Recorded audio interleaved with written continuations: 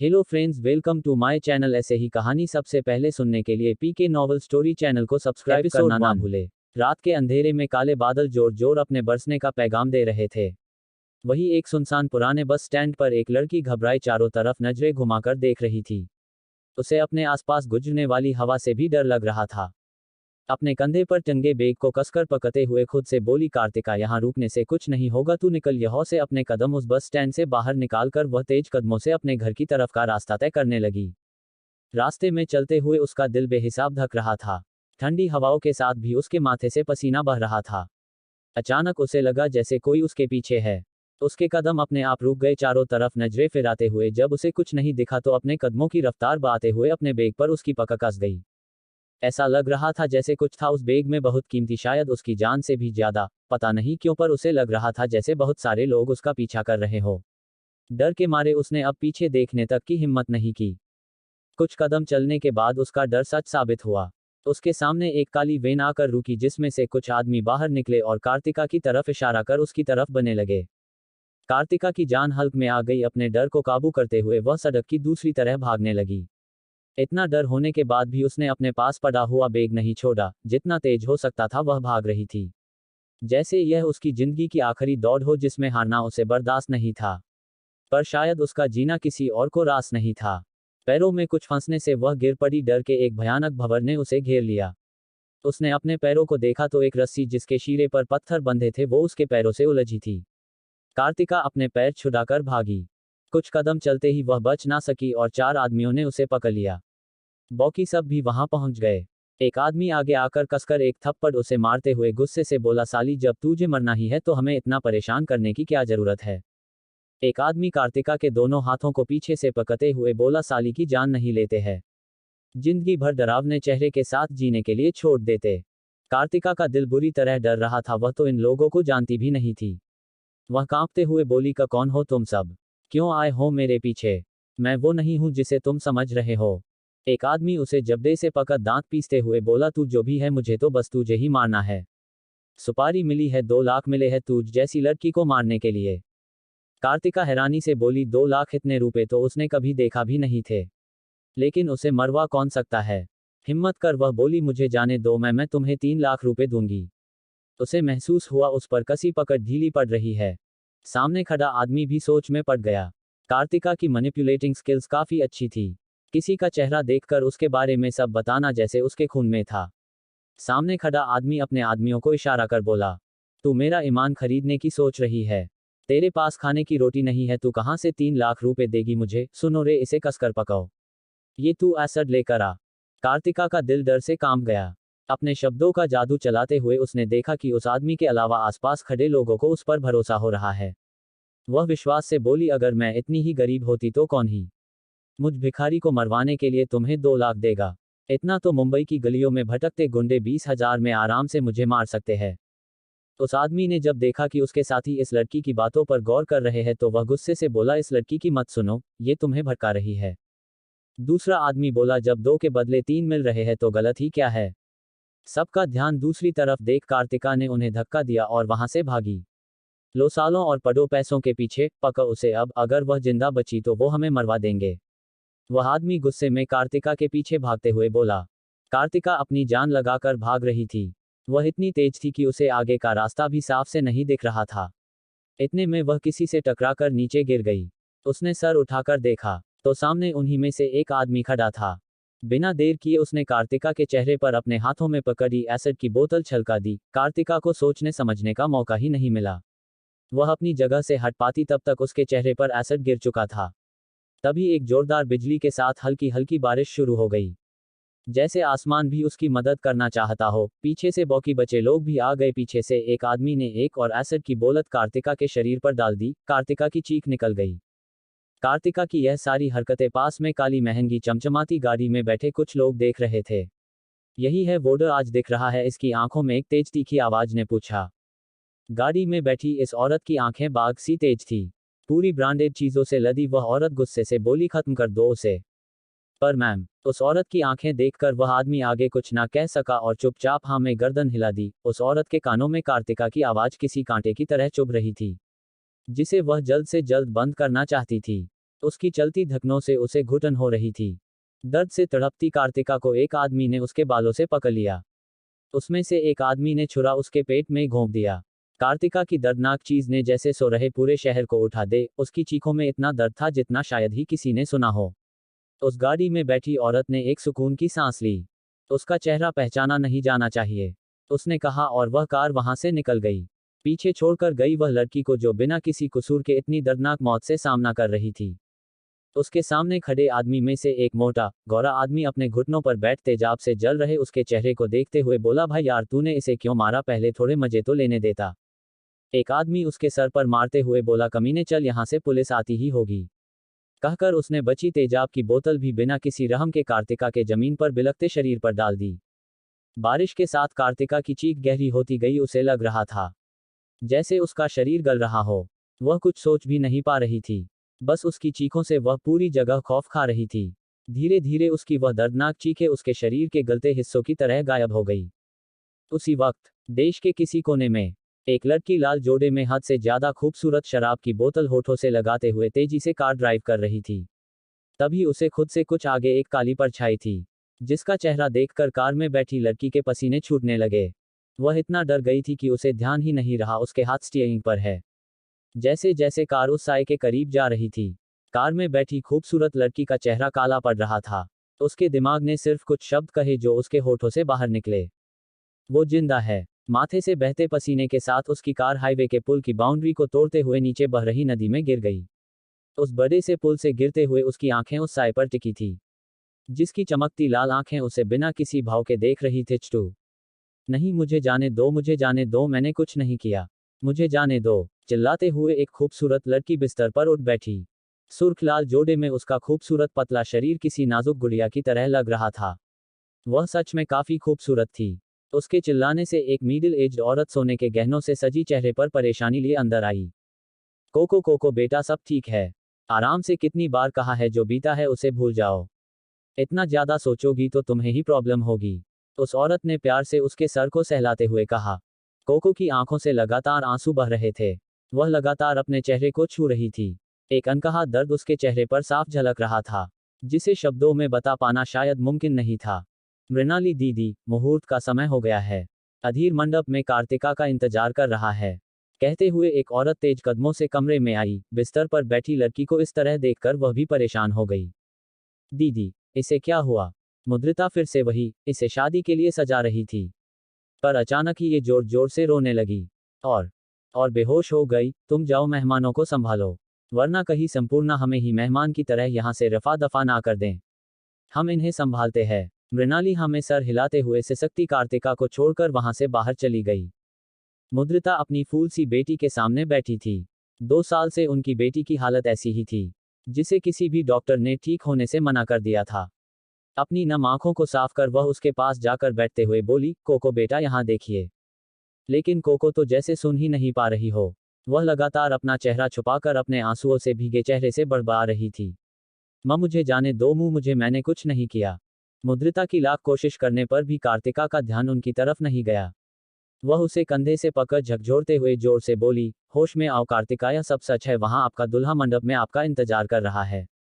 आपको अपना बीता हुआ कल भूलना पड़ेगा। हम अब और यह सब नहीं सह सकते, आपको हिम्मत रखनी होगी, समझिए आप। मुद्रिता के ऐसे हिलाने पर कार्तिका कुछ होश में आई। उसने अपनी आंसुओं से डबडबाए आंखों में मासूमियत लिए मुद्रिता को देखा। उसका इतना प्यारा चेहरा देखकर मुद्रिता उसके चेहरे को अपने हाथों में भरते हुए बोली, आज आपकी जिंदगी की नई शुरुआत है, उसे भूलकर आगे के बारे में सोचिए। कार्तिका को उनसे एक लगाव महसूस हो रहा था। वह उन्हें कसकर गले लगाते हुए बोली, मैंने कुछ नहीं किया, फिर क्यों मेरे साथ, मैं जिंदा क्यों हूं? सिसकते हुए वह रोने लगी। मुद्रिता उसका चेहरा सामने करते हुए उसके फैल चुके मेकअप को अपनी साड़ी के पल्ले से ठीक करते हुए बोली, बेटा आप परेशान मत हो, सब ठीक होगा, चलिए, आप जहां भी रहेंगी, जैसी भी रहेंगी, हमारी ही रहेंगी। कार्तिका ने अपनी लाल हो चुकी आंखों से उन्हें देखा। उसकी काजल से सनी काली आंखें लाल हो गई थी, जो उसे और भी खूबसूरत बना रही थी। ये हुई ना बात, अब चलिए, देर हो रही है। कार्तिका ने उस औरत को देखा, क्या वो इन्हें जानती है? नहीं, उसके दिमाग ने तुरंत जवाब दिया। वह उन्हें इतनी मासूमियत से देख रही थी कि मुद्रिता उसके माथे को चूमते हुए बोली, हमें ऐसे मत देखें, जैसे हम आपके साथ कुछ गलत कर रहे हैं। कहते हुए उन्होंने पास में रखा एक लाल रंग की मोतियों से सजा दुपट्टा उठाकर उसे ओढ़ा दिया। कुछ मिनट बाद एक बड़े से घर के आलीशान खूबसूरत बगीचे में शादी का एक बड़ा सा मंडप लगा था, जिसमें गोल्डन रेड शेरवानी पहने बेहद हैंडसम लड़का बैठा था। उसके बगल में लाल जोड़ा पहने घूंघट डाले एक लड़की सोने के गहनों से सजी बैठी थी। उसके घूंघट डले लाल नेट के दुपट्टे से उसकी काजल से सनी काली खूबसूरत आंखें कुछ परेशान सी लग रही थी। ये शादी, ये सब लोग, मैं कहाँ हूँ? क्या मेरा किडनैप हो गया है? लेकिन इन्हें मेरा नाम पता है। तो ये सब कार्तिका, तुझे उठ जाना चाहिए। तू कैसे किसी से भी शादी कर सकती है? रुको, क्या यह मेरे इसी जले हुए चेहरे के साथ मुझसे शादी कर रहा है? लेकिन मुझे दर्द महसूस क्यों नहीं हो रहा? ये सब हो क्या रहा है? उसने अपने बगल में बैठे हैंडसम लड़के को देखा जो बिना किसी भाव के सामने जल रही आग को देख रहा था। इतना खूबसूरत आदमी उसने जिंदगी में नहीं देखा था। शायद देखा था एक आदमी था जिसकी वजह से उसके साथ यह सब हुआ था। बीवी बीवी बीवी, क्या तुम मुझे इतनी जल्दी भूल गई? एक धीमी, गहरी, डरावनी आवाज ने उस जगह पर हो रहे शोर को गहरी शांति में डाल दिया। आवाज सुनकर कार्तिका का शरीर सुन्न पड़ गया। उसकी नजरें जिस हैंडसम चेहरे पर टिकी थी, वह भी कुछ इमोशंस के साथ उसकी तरफ मुड़ा। कार्तिका की धड़कनें अचानक 100 की रफ्तार से भी तेज हो गई। ऐसा लग रहा था जैसे उसका दिल अपनी जगह से बाहर कूद पड़ेगा। एक अजीब से डर ने उसके दिल को घेर लिया। दुपट्टे से उसकी गहरी काली मगर तीखी नजरें चारों तरफ घूमी। डर, घबराहट, बेचैनी जैसे उसकी जान लेने पर आई थी। दुपट्टे से झांकते उसके लाल लिपस्टिक में डूबे होठ अपने आप कांपने लगे। भीड़ में बैठे सभी लोग ऐसे शांत थे जैसे वहां कोई हो ही ना। तभी घर के बड़े से गेट के खुलने की आवाज हुई और एक साथ 10 से 12 गाड़ियां हवेली के अंदर एंटर हुई। सबसे आगे ब्लैक जिप्सी के बोनट पर एक लड़का हाथ में लाल लाउडस्पीकर पकड़े लेटा था। अपने ऑरा के अकॉर्डिंग उसने dark black 3 piece business suit पहना था, जिसमें उसके गर्दन से ऊपर का हिस्सा काफी गोरा और अट्रैक्टिव लग रहा था।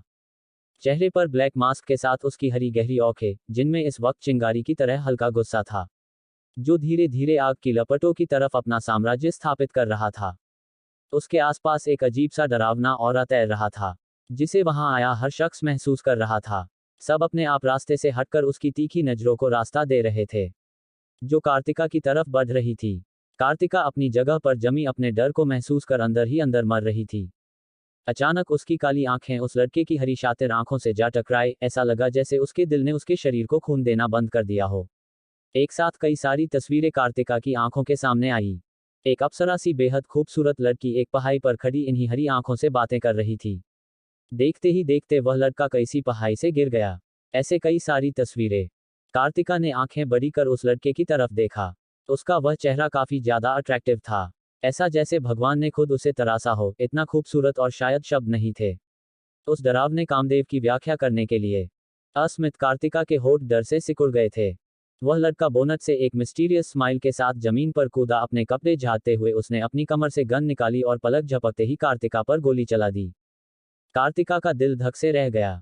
चारों तरफ डर और घबराहट का एक अजीब सा जाल बन गया। सबकी सांसें मानो सांस लेने की इज्जत का इंतजार कर रही हो। अस्मित की गोली ने कार्तिका और अधीर के बीच के गठबंधन को निशाना बनाया था, जो अब टूट चुका था। पीछे से कई सारे गार्ड्स हाथों में मशीन गन लिए उस लड़के के पीछे खड़े हो गए। 62 हाइट, तीखी नाक, पतले होठ, मस्कुलर बॉडी, बिना एक्सप्रेशन का वह हैंडसम 25 साल का लड़का अस्मित राठौड़ किसी ग्रीक गॉड की तरह था। सॉरी, डेविल गॉड की तरह बेहद हैंडसम के साथ हद से ज्यादा खतरनाक और निर्दयी भी, जो उसकी आंखों में साफ दिख रहा था। कार्तिका को समझ नहीं आ रहा था उसे इतना डर लग क्यों रहा है, जैसे उसने इस आदमी को जान से मार दिया हो और वह जिंदा उसके सामने फिर से खड़ा हो। उसके बगल में खड़े उसके दूल्हे यानी अधीर राठौड़ ने उसका लाल शीशे के चूहे से भरा हाथ थाम लिया, जिसे कार्तिका ने घबराकर झटक दिया। उसकी इस हरकत पर अस्मित के होठों पर एक एव स्माइल आ गई। वह लंबे लंबे कदम भरते हुए मंडप की तरफ बढ़ा। ये है अस्मित राठौड़, देहरादून के राठौड़ परिवार का सबसे बड़ा बेटा, जो 3 साल पहले मर चुका था। पूरा देहरादून राठौड़ परिवार से वाकिफ था। पुराने एमएलए का बेटा, जिसका गुस्सा पूरा देहरादून जानता था। साथ में ये भी कि वह मर चुका है, लेकिन अभी अस्मित राठौड़ को अपनी आंखों के सामने इस तरह देखने से सब सदमे में थे। सब उसके गुस्से को जानते थे, और यहाँ तो उसका चचेरा भाई उसकी ही बीवी से शादी कर रहा था। अब पता नहीं वह उसके साथ क्या ही करेगा। जो भी हो, इन 3 सालों में अस्मित पहले से काफी ज्यादा अट्रैक्टिव हो गया है। उसके पापा देहरादून के एमएलए थे, जिस वजह से वहां अस्मित का गुंडाराज चलता था। उसके चलने में भी एक अलग ही अदब झलक रहा था। जो उसे एक एलिगेंट लुक दे रहा था। जैसे ही अस्मित रुका, एक लड़का तेजी से दौड़ते हुए उसके बगल में खड़ा हो गया। Rivaaj Dikshit, 6 foot height, sharp features के साथ, आंखें में भोलापन, चेहरे पर कठोरता, लिए अपने बॉस के हाथ से लाउडस्पीकर और गन लेकर ऐसे खड़ा हुआ जैसे उसने अभी अभी यहां युद्ध होने से रोका हो।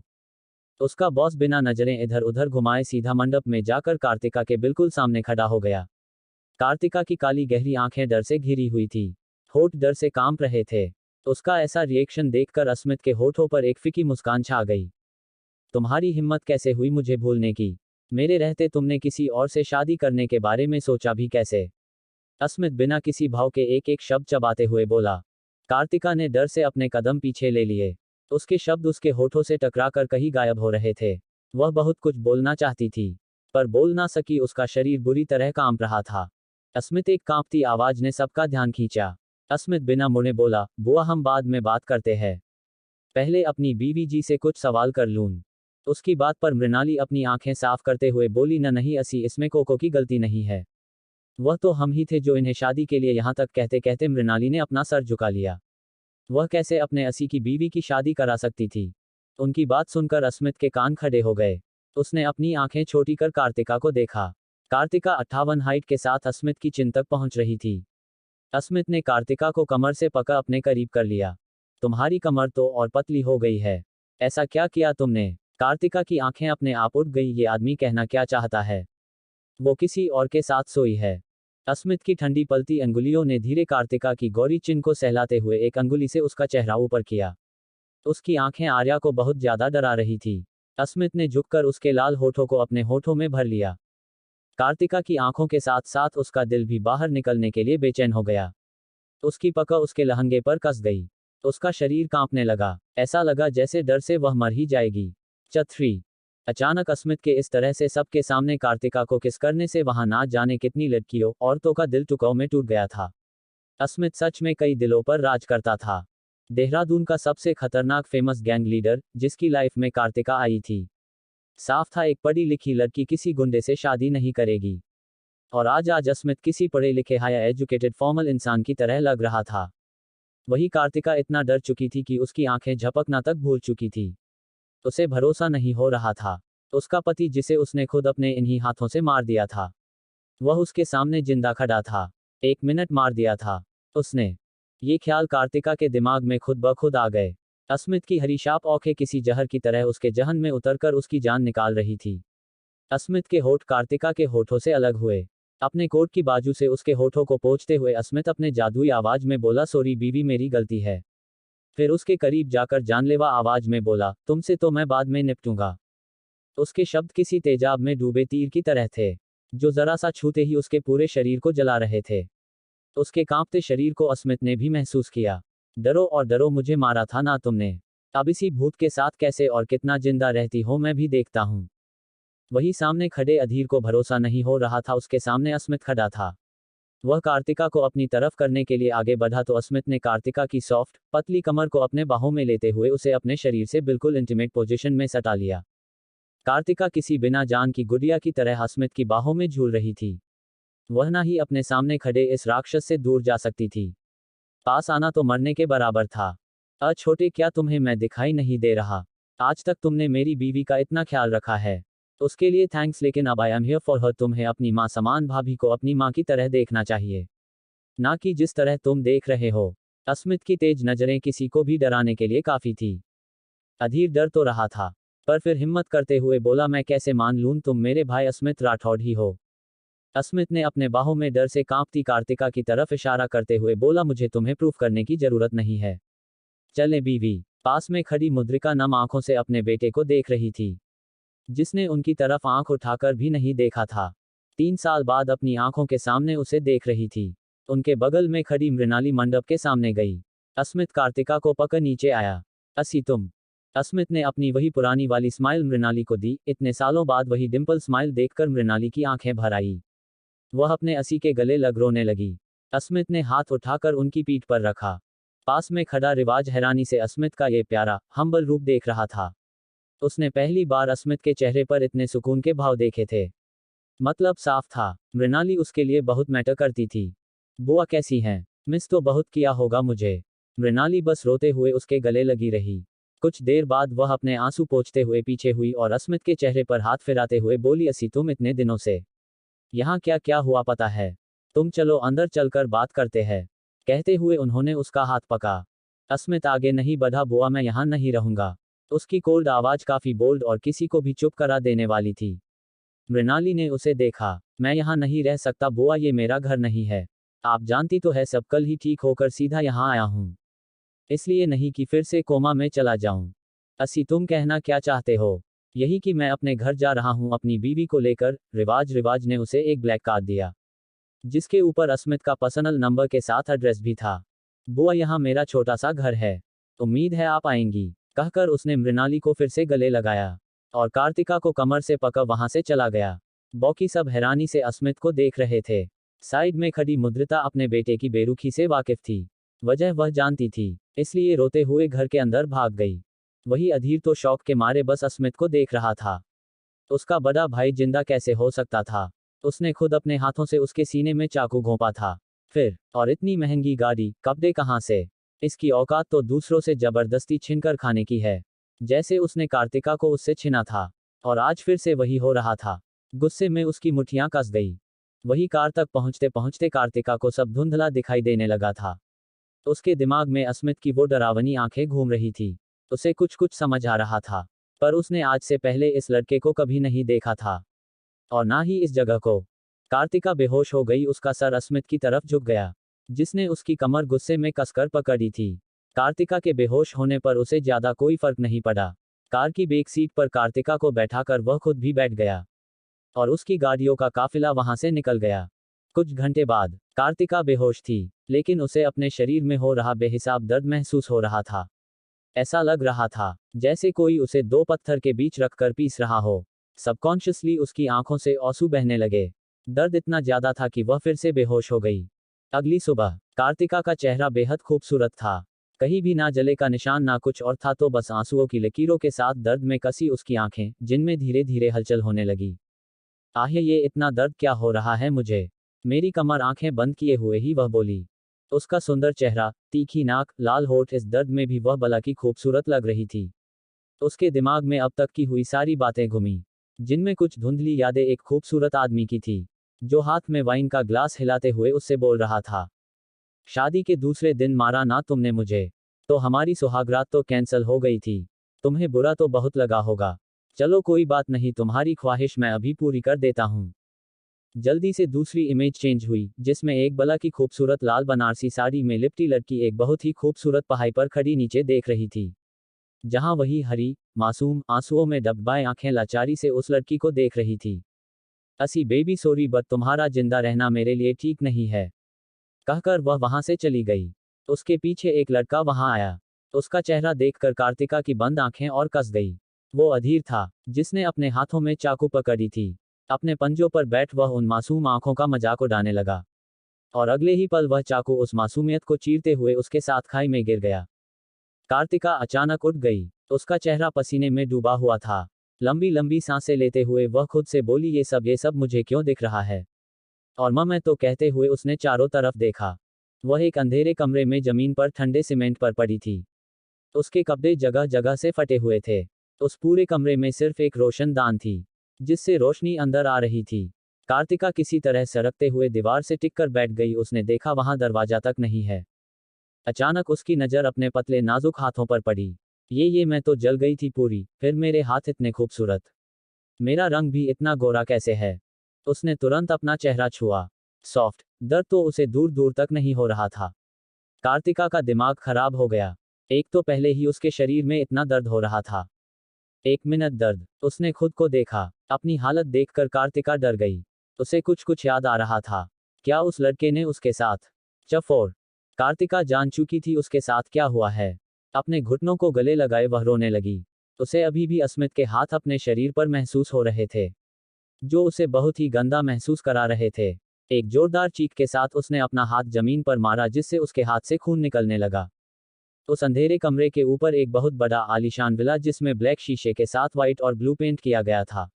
विला काफी बड़ा और लग्जूरियस था, जिसकी छत पर अस्मित सिर्फ ब्लैक पेंट्स में छत पर बनी शीशे की रेलिंग से अपनी कोहनी टिकाए कार्तिका की चीख सुन रहा था। उसकी मस्कुलर चेस्ट, 8 पैक एब्स पर नाखूनों के काफी सारे निशान थे, जिनसे खून रिस रहा था।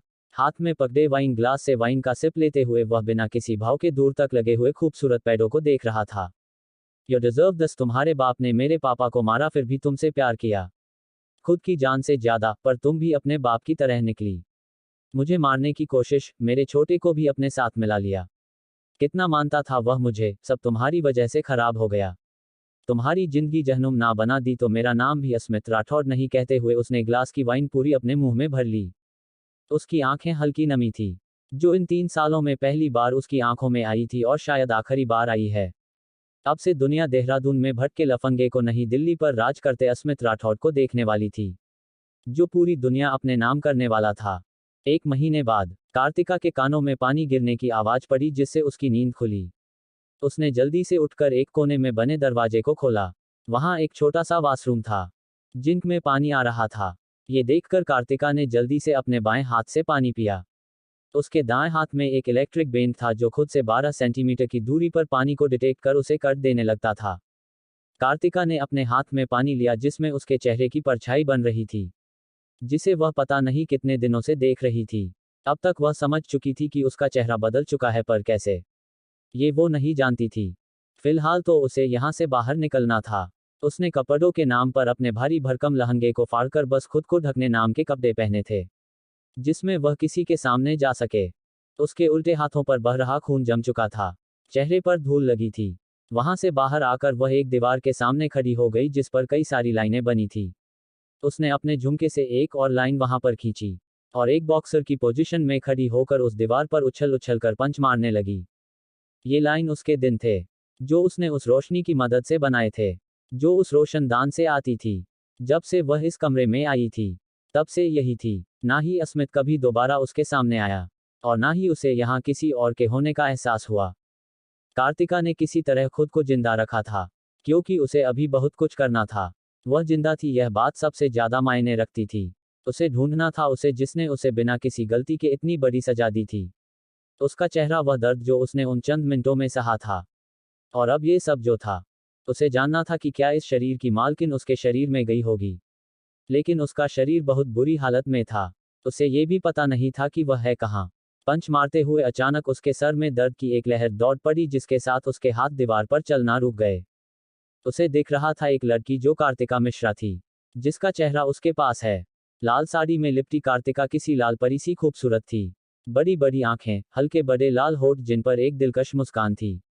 उसकी काली बड़ी बड़ी आंखों में स्मिथ का चेहरा घूम रहा था, जो दर्द में उसे देख रहा था। कार्तिका की मुट्ठियां कस गई। ये यादें मेरा पीछा क्यों नहीं छोड़ रही। माना उस लड़के को उसकी बीवी ने मारा है, पर इसमें गलती उसकी है। हर बात पर जब उसे मारपीट करनी है, तो वह सोच भी कैसे सकता है, वह लड़की जिसके बाप के साथ उसकी जान की दुश्मनी है, वह उसे पसंद कर सकती है, ऊपर से लफंगा अलग से। कार्तिका को अपनी हालत याद आई जब वह इस कमरे में आई थी। 4 दिन तक वह एक जगह से उठ नहीं पाई थी। जो भी हो, एक बार निकल जाऊं यहां से बस, उसके बाद इस आदमी का जीना हराम ना कर दिया तो मेरा नाम भी कार्तिका मिश्रा नहीं। उसके चेहरे पर नफरत साफ देखी जा सकती थी, जो शायद स्मिथ के लिए अब खतरनाक साबित हो सकती थी। तभी अचानक कार्तिका के दिमाग में एक नाम आया। ध्वनि, हाँ, उसे मैं कैसे भूल गई। पता नहीं किस आदमी के साथ मुंह काला करके आई थी। कहीं अब तक उसने खुद को मार तो नहीं दिया। जरूर यह सब उसने उस कमीने शुभ के साथ किया होगा। वही था जिसके पीछे वह पड़ी रहती थी। तभी मैं कहती हूँ, लड़कों के पीछे नहीं भागना चाहिए, साले सब के सब कमीने होते हैं। शरीर के अलावा चाहिए ही क्या होता है इन्हें। लेकिन मुझे मारा किसने होगा। मैंने तो तब किसी से झगड़ा भी नहीं किया था, और ना ही किसी से ऐसी दुश्मनी की जान पर बात बनाए। फिर कार्तिका के हिसाब से उसे यहाँ लगभग 1 महीना होने को आया था, पर अब तक उसे यहाँ से निकलने का कोई रास्ता नहीं मिला था। तभी कार स्टार्ट होने की आवाज आई। कार्तिका ने तुरंत अपने आसपास देखा। वहां कहीं से एक इलेक्ट्रॉनिक छोटा सा भालू आया, जिसके हाथ में एक सेब और एक ब्रेड का स्लाइस था। कार्तिका ने ब्रेड उठाकर तुरंत मुंह में भर लिया। खाते खाते वह अचानक से रुक गई। जल्दबाजी में उसने अपने राइट हैंड से खाना उठा लिया था, और उसे कोई कट नहीं लगा। उसके हाथ में एक इलेक्ट्रिक बैंड था, जो उसके दाएं हाथ से हरकत करने पर उसे बिजली के झटके देता था। कार्तिका ने तुरंत वापस जा रहे उस भालू का गला पकड़ लिया। Hey, you don't touch me otherwise Smith will kill you and also me, एक रोबोटिक आवाज आई। कार्तिका ने उसके बोलने से तुरंत उसे छोड़ दिया, फिर तुरंत उसे पकड़ लिया। क्या अस्मित यही रहता है? मैं तुम्हें जवाब देने के लिए बाध्य नहीं हूं। कार्तिका उसका गला पकड़ते हुए बोली, जैसा मालिक वैसा पपट, अब क्या ख्याल है तुम्हारा? भालू अपने छोटे छोटे हाथों से अपना गला पकड़ते हुए बोला, लेट मी गो। कार्तिका अस्मित बे का सिस्टम ऑन करना भूल गया था, वरना ये भालू भी उसे कट देता था। कार्तिका के होठों पर एक शैतानी मुस्कुराहट आ गई। मुझे पता है तुम कुछ नहीं कर सकते, और जाकर कह देना अपने अस्मित राठौड़ से, पिछली बार वह बच गया था, इस बार अच्छे से सांसें चेक करके मारूंगी, समझे बिय? कार्तिका उठी जैसे उसने किसी जंग का आगाज कर दिया हो। च 5 बिय, तुम्हें पता है तुम पहले हो जिससे बात करके मुझे बहुत अच्छा लगा। तुम चाहो तो अस्मित को कर सकते हो कि मैं यहाँ से भाग रही हूँ। कार्तिका ने उस बिय को अपने इलेक्ट्रिक बैंड पहने हाथ में पकड़ा और दोनों को उस छोटी सी खिड़की के पास ले गई। उसका बैंड उसे रोशनी में जाने से तेज कर देता था, जिससे वह 1-2 दिन बाद ही होश में आती थी। बिय के उन पंखों के पास जाने से वह तेज चल रहा छोटा सा पंखा एकदम से रुक गया।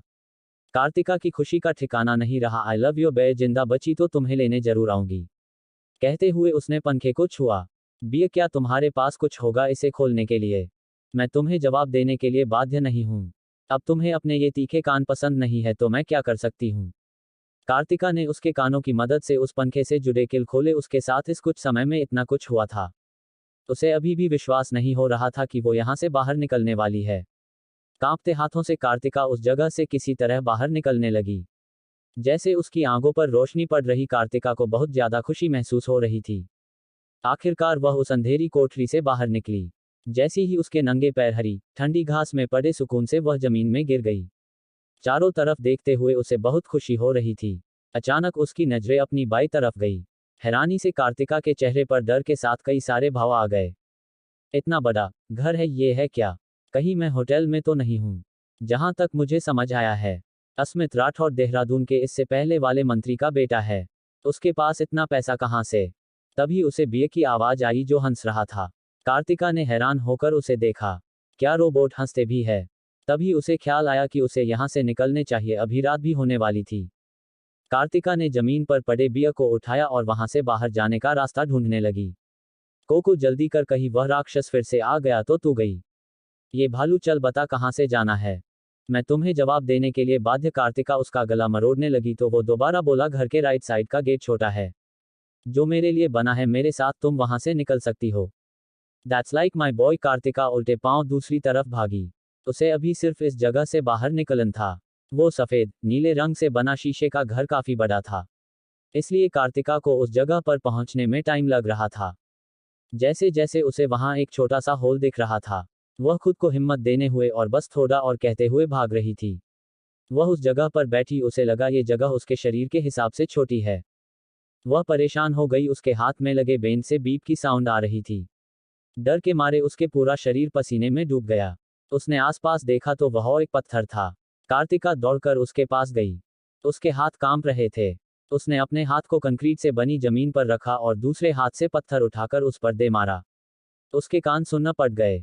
कुछ सेकंड्स बाद से अपने हाथ में तेज दर्द के साथ क्लिक की आवाज आई, जिसे सुनकर कार्तिका होश में आई। उसे याद आया उसका शरीर तो बदल चुका है, जिसमें वह एक कागज के पन्ने जितनी है। कार्तिका ने उस भालू को पकड़ा। उसने उसकी गर्दन पकड़ी थी। क्यों, ये तो वह भी नहीं जानती थी। शायद ये कार्तिका मिश्रा के मूव थे। उसका दिमाग इस सब के बारे में जानता हो। जब कार्तिका उस जगह से निकल रही थी, तब एक लाल रेंजर ने उन दोनों को चेक किया। वो तो अच्छा था कि उसने पहले ही अपना इलेक्ट्रिक बैंड निकाल दिया था। वहां से बाहर आकर कार्तिका ने उस भालू की गर्दन पकड़ मरोड़ दी। इससे तुम मारोगे नहीं, पर किसी से इस तरह चपट चपट बात भी नहीं कर पाओगे और ना ही चल पाओगे, कहकर उसने उसे उसी गेट के दरवाजे पर रख दिया और वहां से भाग गई। अभी उसे बस इस आदमी से दूर जाना था। उसका घर देखकर तो पता चल ही रहा था कि वह पैसों से नहाता होगा, और पैसों की ताकत कौन नहीं जानता था। इसलिए कार्तिका कोई भी जोखिम नहीं लेना चाहती थी। भागते भागते कार्तिका को काफी टाइम हो गया था। अब अंधेरा छाने लगा था। उसे ये तक आइडिया नहीं था कि वह कहाँ है और कहाँ जा रही है।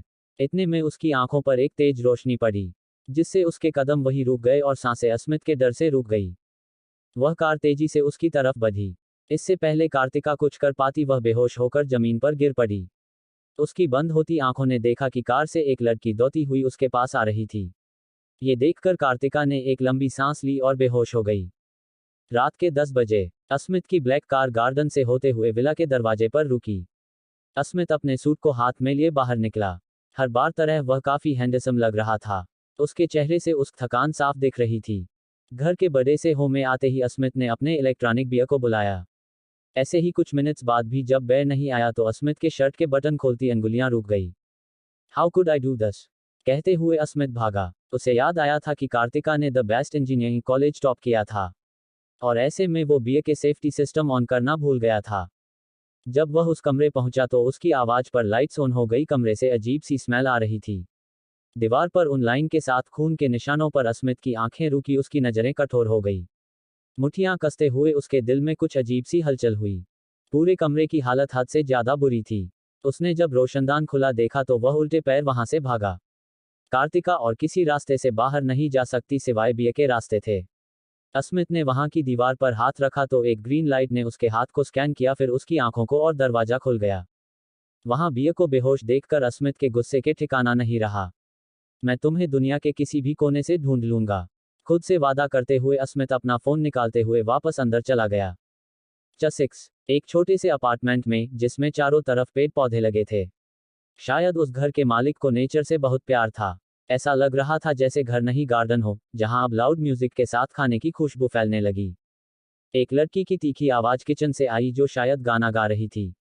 तभी घर का दरवाजा खुला और एक खूबसूरत body figure tight black jeans के साथ व्हाइट क्रॉप टॉप के बाहर ब्लैक लेदर जैकेट पहने अंदर आया। उसके चेहरे पर ब्लैक बाइकर्स हेलमेट था। वह अंदर आई कि डोरबेल बजी। उसने दरवाजा खोला तो सामने पार्सल बॉय खड़ा था।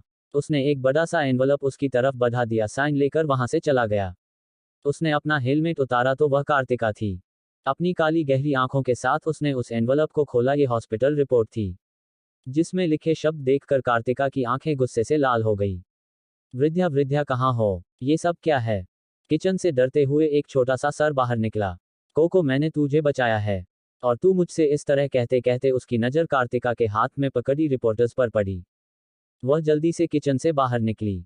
26 साल, 56 हाइट, गोरा रंग, हल्की भूरी आंखें, कंधे तक लहराते बाल, पर्पल चिकनकारी कढ़ाई की कुर्ती के साथ व्हाइट प्लाजो पहने वृद्धा बहुत खूबसूरत लग रही थी। ये क्या है? क्या तुम प्रेग्नेंट थी? और मिसकैरेज कब हुआ? ये सब मुझे क्यों नहीं पता? और तुम्हारा पति, उसे वो कहाँ है? मैंने तो आज तक उसे देखा भी नहीं है। फिर वृद्धा बात टालते हुए बोली, तू बैठ, तो आज ही यूरोप से आई है और जासूसी शुरू हो गई तेरी। वृद्धा बता, ये सब क्या है? पहले तूने शादी कर ली और अब ये। वो क्या वो मैं? आगे बोलेगी। 1 साल बड़ी है तो क्या? तुझे इज्जत नहीं देने वाली मैं। कोको, मैंने तुझे बताया तो था। हाँ, सब झूठ था। तुम्हें मुझ पर भरोसा नहीं है तो बता सकती हो।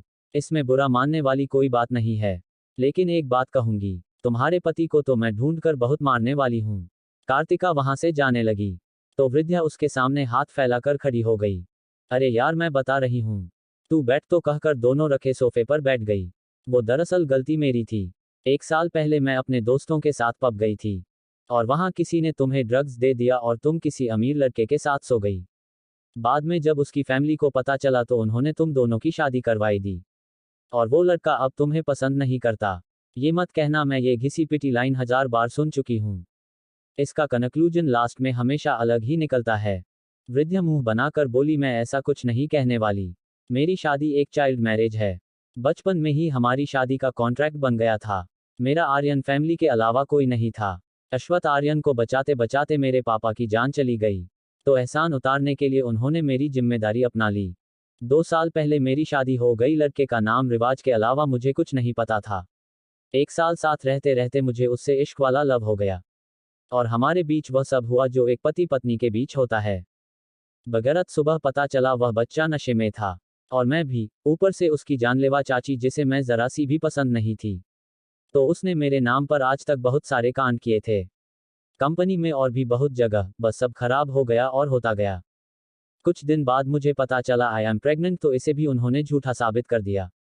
मेरा मिसकैरेज करवाकर बची मैं गरीब, बिना पैसों के। कोई मेरी तरफ नहीं था, कोई भी नहीं। बताते हुए उसकी आंखें नम थी। अपने पहले बच्चे को खोना काफी बुरा होता है। कार्तिक ने उसे गले लगाया। उसे नहीं पता था ये मामूली सी डॉक्टर इतना सब सहकर यहाँ बैठी है। तो तुम्हारा हस्बैंड, उसका क्या? वो तो मुझसे 1 साल छोटा है, बहुत मासूम है, मुझे काफी पसंद है, लेकिन मेरे साथ काफी रूड है। उसके पास बस एक आदमी अच्छा है, बाकी सब अपने जैसे ही है, जिन्हें वह पसंद करता है। छोटे बच्चे जैसा तो है, फिर भी बंदे ने गर्लफ्रेंड रखी है। गर्लफ्रेंड बोलते हुए वृद्धा का चेहरा देखने लायक था। कार्तिका बोली, एक बात कहूं, अगर तुम बुरा ना मानो तो। वृद्धा ने उसे ऐसे देखा जैसे किसी पागल को देख रही हो। मैं कह रही थी, अगर वह तुम्हें इज्जत नहीं देता तो तुम्हें उसे इस रिश्ते से आज़ाद कर देना चाहिए। अपनी पहचान बनाओ, नाम कमाओ, फिर जाना उसके सामने कि उसने क्या खोया है। वृद्धा तुरंत उसका हाथ पकड़ते हुए बोली, आई रियली लव हिम यार, वह बहुत क्यूट है। अपने बड़े भाई के पीछे ऐसे रहता है जैसे उसकी दुनिया वही हो। मुझे उसका ये नेचर अच्छा लगता है। देखो वृद्धा, मैं तुम्हें बस एक सलाह दे सकती हूँ। तुम उससे प्यार करती हो। क्या कभी तुमने उसे अपने साथ खुश देखा है? क्या उसकी आंखें तुम्हें देखकर चमकती हैं? खुद सोचो, अगर वह तुम्हारे साथ एक छोटी सी मुस्कान अपने होठों पर नहीं ला सकता तो तुम्हारे साथ पूरी जिंदगी कैसे बिताएगा? Just think about it. मैं तैयार होकर आती हूँ, फिर हम ध्वनि को ढूंढने जाएंगे। कार्तिका की बातें सीधा वृद्धा के दिल पर लगी थी।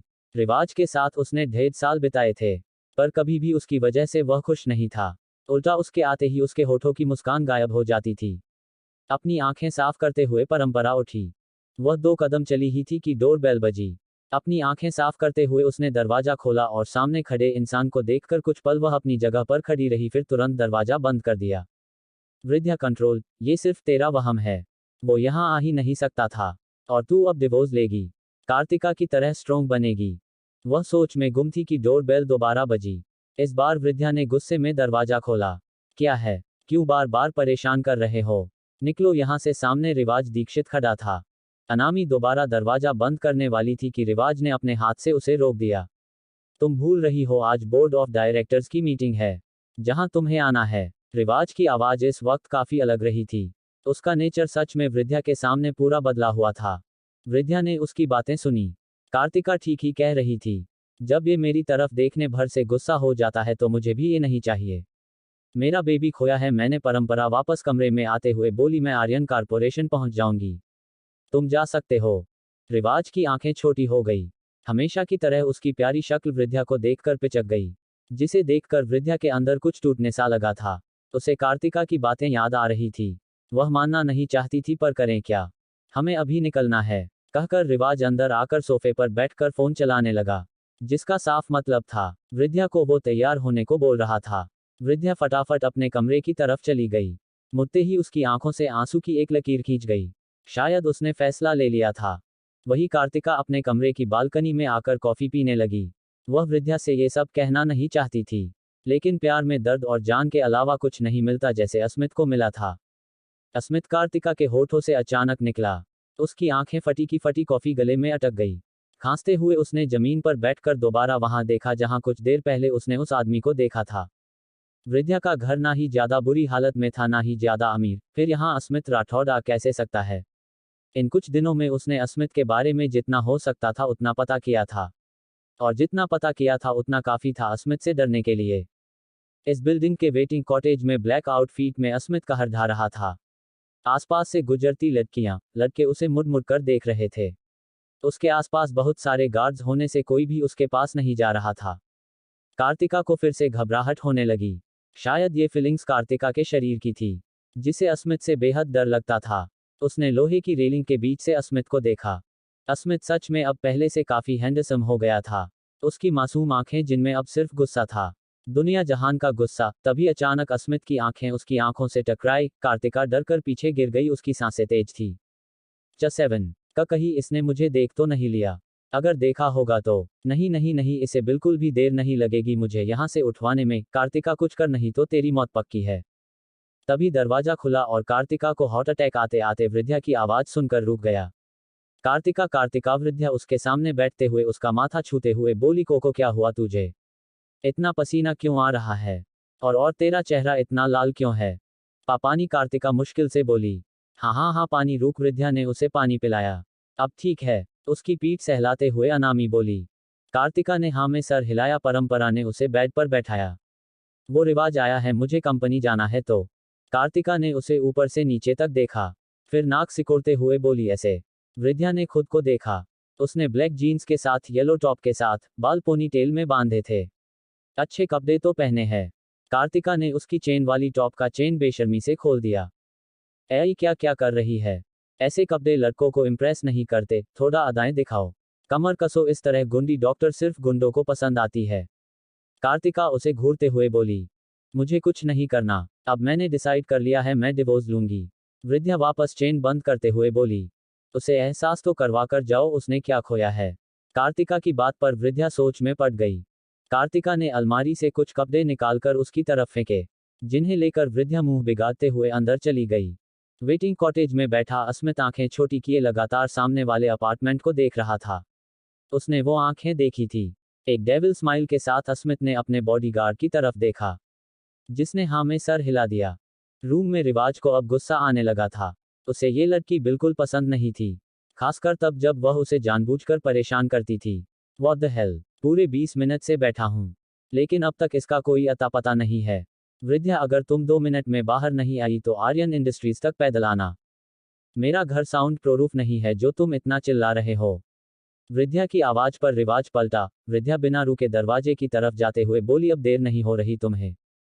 रिवाज होश में आया। हल्की पर्पल सिल्क साड़ी जिसमें हल्का ब्लैक कलर से बॉर्डर बना था, black full sleeve back less blouse के साथ फ्री पल्ला बनाए वृद्धा बेहद खूबसूरत लग रही थी। गले में छोटा सा मंगलसूत्र, मांग में सिंदूर, माथे पर छोटी सी काली बिंदी जो उसकी आंखों को भी इफेक्ट कर रही थी। रिवाज की नज़र वृद्धा की बैकलेस ब्लाउज पर गई। उसके कंधे पर एक छोटा सा रेड स्याही से बिलीव के ऊपर एक चील का टैटू बना था, जो परंपरा के थॉट्स को साफ बता रहा था। अचानक वृद्धा पीछे मुड़ी और उसकी आंखें सीधे जाकर रिवाज से टकराए। रिवाज की मासूमियत भरी आंखें वृद्धा के दिल को पिघलाने का काम कर रही थी। वो अपने लिए डिवोर्स के फैसले से डगमगाने लगी थी। नहीं वृद्धा, ये आंखें, ये मासूमियत तेरे लिए नहीं है। तेरे मुंह से एक शब्द निकलेगा और ये आंखें ज्वालामुखी बनकर तुझ पर बरसने लगेंगी। छोड़ दे इन्हें कभी अपने पास देखने का ख्वाब, ये कभी तेरी थी ही नहीं। सोचते हुए वृद्धा अपनी नजरें फेर कर वहां से चली गई। रिवाज खुद से बोला, रिवाज तू कैसे उसे देख सकता है? भूल गया उसने कितने झूठ बोले हैं। She is too clever. बड़बाते हुए वह भी वहां से चला गया। उनके जाने के बाद कार्तिका अपने कमरे से बाहर आई। आसपास देखते हुए कार्तिका का दिल बुरी तरह घबरा रहा था। 2 साल गुजर गए थे उस आदमी को ना देखे हुए, फिर भी वो उसे इतना ज्यादा इफेक्ट करता था कि कार्तिका उसकी आहट से भी डर जाती थी। पूरे घर को अच्छे से लॉक कर लेने के बाद कार्तिका ने अपना फोन निकालकर किसी को किया। उसके हाथ कांप रहे थे। अचानक उसकी पलकें भारी होने लगी। कार्तिका के माथे से पसीने की एक लकीर खींच गई। चारों तरफ देखने पर वहां सफेद धुआं भर रहा था। कार्तिका के शरीर की ताकत एक पल में खत्म हो गई। उसका शरीर बेजान सा जमीन पर गिर गया। उसकी बंद होती आंखों ने देखा, उसके कमरे का दरवाजा खुल रहा है, जिसके बाद 2 पैर लंबे लंबे कदम भरते हुए उसके पास आ रहे थे। उन कदमों के साथ साथ आर्या की आंखें भी बंद हो गई, लेकिन उसके कानों में वो डरावनी आवाज पड़ी जो उससे कह रही थी, आखिरकार तुम्हें लगा भी कैसे तुम अपने मालिक से दूर भाग सकती हो। आई एम योर ओनर, और अब तुम्हें इन 2 सालों की सजा अच्छे से आराम से मिलेगी। बेहोशी में भी कार्तिका का शरीर उस आवाज से कांप गया। आर्यन इंडस्ट्री, दिल्ली का सबसे पावरफुल और मशहूर परिवार। आज दिल्ली के सबसे बड़े बिजनेस के शेयर होल्डर्स की मीटिंग थी। उनका हेड चुनने के लिए मीडिया रिपोर्टर्स सभी की धड़कनें तेज थी। मीटिंग हो का माहौल काफी गर्म था। फिलहाल ज्यादा वोटर मिसेज उत्प्रेक्षा अनमोल आर्यन के पास थे। उसके बाद मिसेज अपर्णा, अधिकांश आर्यन, फिर आते हैं हमारे रिवाज दीक्षित। लेकिन मीटिंग में अब तक रिवाज दीक्षित का कुछ अता पता नहीं था। जो इंसान समय की कद्र ना कर सके वह इतनी बड़ी कंपनी कैसे संभालेगा? मुझे लगता है हमें वोटिंग शुरू कर देनी चाहिए, उत्प्रेक्षा, रिवाज दीक्षित की बड़ी मां बोली। उनके सामने बैठी अपर्णा, रिवाज दीक्षित की सौतेली मां, बोली, उत्प्रेक्षा पापा की इच्छा थी आर्यन कॉरपोरेशन सही हाथों में जाए, इसलिए हम फेयर चैलेंज लेना चाहते हैं। यही तो बात मुझे आपकी पसंद है, मिसेज आर्यन, एक भारी धीमी आवाज मीटिंग हॉल में गूंजी। वहां बैठा हर एक शख्स इस आवाज को बखूबी पहचानता था। सब अपनी अपनी सीट से खड़े हो गए। अपर्णा ने मुस्कुराते हुए पीछे देखा। वहां बिना किसी एक्सप्रेशन के अस्मित राठौड़ अपने डरावने अटायर को मेंटेन करते हुए खड़ा था। उसने dark black business three-piece suit पहना था। एक हाथ जेब में डाले वह बड़ी ही एलिगेंटली खड़ा था। उसके बगल में रिवाज Dixit light grey three-piece business suit में खड़ा था। 25 साल का रिवाज आर्यन कंपनी में काम करती सभी लड़कियों के साथ साथ लड़कों के भी दिलों में राज करता था। उसके होठों की प्यारी सी एक स्माइल सबको अपना दीवाना बनाने के लिए काफी थी। रही बात अस्मित की, तो उससे सब डरते थे। कोई भी उसे नजर उठाकर नहीं देखता था। अपर्णा ने अस्मित की तरफ हाथ बढ़ाकर उसे वेलकम किया। रिवाज ने अस्मित को देखा। अपर्णा को देखकर उसकी मुट्ठियां कसी हुई थी। जिससे पता चल रहा था उसे अपर्णा बिल्कुल भी पसंद नहीं है। लेकिन अस्मित के लिए ऐसा नहीं था। अस्मित अपर्णा से हाथ मिलाकर रिवाज के साथ अपनी सीट पर जाकर बैठ गया। अस्मित राठौड़ एक ऐसा नाम था जिसने पिछले 3 सालों में कॉर्पोरेट वर्ल्ड का पूरा नक्शा ही बदल दिया था। इंडिया टॉप बिजनेस सब अस्मित राठौड़ के थे। चाहे वह फिल्म इंडस्ट्रीज हो या बिजनेस, अस्मित की main company best safety app provide कराती थी, जिनमें से किसी ने आज तक सेफ्टी लाइन की एक दीवार तक नहीं तोड़ी थी। वहां बैठे लगभग सभी लोगों की कंपनी एआर इंडस्ट्रीज के सेफ्टी सॉफ्टवेयर का यूज करती थी, इसलिए कोई भी उसे जरा सा भी गुस्सा दिलाना अफोर्ड नहीं कर सकता था। रिवाज दीक्षित आर्यन फैमिली का इकलौता बेटा था, पर अपने पापा से संबंध अच्छे ना होने से उसने सरनेम भी अपनी मां का यूज किया था। यहां वह सिर्फ अपने दादू के लिए था जो अब मर चुके थे। वही अस्मित को रिवाज के साथ देखकर सब समझ गए अब क्या होने वाला है। सीट पर बैठी उत्प्रेक्षा का चेहरा काला पड़ा गया था। उनके पास अभी एक और बाजी थी, लेकिन डोर पर खड़ी लड़की को देखकर वह भी टूट गई। अपर्णा की नजर जैसे ही अपनी बहू पर गई वह हैरान रह गई। वह काफी खूबसूरत थी, बस कभी अपना ख्याल नहीं रखती थी। आज किसने तुम्हें सद्बुद्धि दे दी? वृद्धा ने आकर उनके पैर छुए, फिर बाकी सबको हाथ जोड़कर ग्रीट करने के बाद जाकर रिवाज के बगल में बैठ गई। वोटिंग शुरू करते हैं, अपर्णा ने कहा और अपने असिस्टेंट की तरफ देखा, जिसने मीटिंग शुरू की। अब हाल कुछ ऐसा था कि किसी की भी हिम्मत नहीं हो रही थी रिवाज के खिलाफ कुछ गलत सोचने की भी। अस्मित राठौड़ एक ऐसा नाम था जो कम समय में इतना काबिल हो गया था कि वहां बैठे हर एक आदमी को मिनटों में बर्बाद कर सकता था। उसके डर से सबकी हिम्मत अच्छे से टूट चुकी थी। अपर्णा सबसे बोली, जैसा कि पापा ने अपनी विल बनाई थी, रिवाज की शादी को 2 साल हो गए हैं तो 30% शेयर्स उसके नाम खुद ब खुद ट्रांसफर हो जाएंगे अगर रिवाज की वाइफ चाहे तो। नहीं, मुझे नहीं करने अपने शेयर्स रिवाज को ट्रांसफर। CH8 मुझे नहीं करने रिवाज को अपने शेयर्स ट्रांसफर। ये सुनकर उत्प्रेक्षा की अटकी सांसें फिर से चलने लगी। रिवाज जानता था वृद्धा ऐसा ही करेगी। उसने अस्मित को देखा, उसके भाई ने ही उसे वृद्धा पर भरोसा रखने के लिए कहा था। वृद्धा अपना पक्ष रखते हुए बोली, मैं ये नहीं कह रही कि मैं रिवाज को शेयर्स ट्रांसफर कभी करूंगी।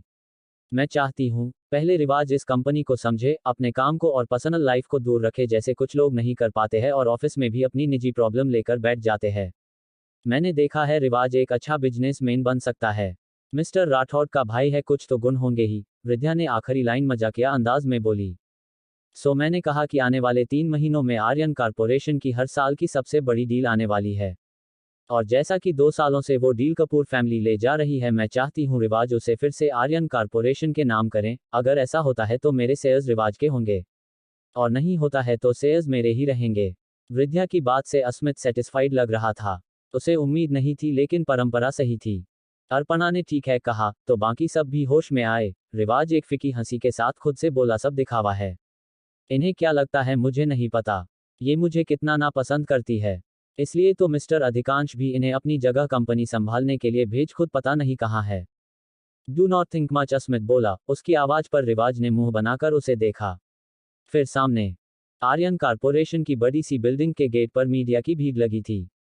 सभी जानने को तरस रहे थे कि आखिर कौन इस कंपनी को संभालेगा। ज्यादातर लोग उत्प्रेक्षा की तरफ थे, क्योंकि वो एक चालक बिजनेस वुमेन थी, लेकिन उससे भी ज्यादा लोग अर्पणा की तरफ थे। ग्लैमरस, अनुशासित, बोल्ड और भी बहुत कुछ। वह अभी भी काफी यंग दिखती थी, साथ में उनका दिमाग काफी तेज था। अश्वथ आर्यन, रिवाज के दादाजी की मौत के बाद उन्होंने ही कंपनी को संभाला था, और आज तक डूबने नहीं दिया था। वो वाकई काबिले तारीफ थी। मीटिंग रूम रिजल्ट, उत्प्रेक्षा 0, अपर्णा 5 और रिवाज 3। उत्प्रेक्षा का चेहरा गुस्सा से लाल था। उसने सभी बोर्ड ऑफ डायरेक्टर्स की तरफ एक सरसरी निगाह डाली। वह पहले ही इससे बाहर हो गई थी। रिवाज को इससे कोई प्रॉब्लम नहीं थी। उसे तो लगा ही नहीं था उसे 3 वोट्स भी मिलेंगे। बोर्ड ऑफ डायरेक्टर्स में सबसे उम्र वाले व्यक्ति अपनी सीट से खड़े हुए। आज से Aryan corporation Mrs Aparna Aryan. Wait Mr Verma, मैंने अभी वोट नहीं दिया। अस्मित की डोमिनेटिंग आवाज ने सबके रोंगटे खड़े कर दिए। और मैंने भी, वृद्धा बोली। सबने उन दोनों की तरफ देखा। वृद्धा ने अपर्णा को देखा। अपर्णा ने उसे आंखें से मना किया। मेरा वोट मेरे हस्बैंड को, वृद्धा बेमन से बोली। सबने अस्मित की तरफ देखा। इस बार रिवाज भी उसे देख रहा था, आंखों से गिड़गिड़ाते हुए, प्लीज भाई प्लीज, मुझे नहीं, आप अपर्णा जी को ही दे दें। अस्मित ने अपने कोल्ड एक्सप्रेशन के साथ अपना वोट रिवाज को दिया। रिवाज के चेहरे पर इस वक्त 12 बजे थे। वह ये सब जिम्मेदारियां नहीं संभालना चाहता था। इसी चक्कर में तो उसके दादू की जान गई थी। तो फैसला हो गया, आज से कंपनी के 2 CEO होंगे, और मेरे इस कंपनी में शेयर्स है, तो मैं ये बिल्कुल नहीं चाहूंगा कि आप दोनों में से कोई एक फैसला ले और हमारे पैसों पर फर्क पड़े। अस्मित अपर्णा और रिवाज को वार्निंग भरी आवाज में बोला। वहां बैठे सब जानते थे, रिवाज और अपर्णा के रिश्ते अच्छे नहीं है। कहीं एक ने कोई गलत फैसला लिया और दूसरा ने नीचा दिखाने के लिए उसे नहीं रोका तो पैसे तो उन लोगों का भी डूबेंगे।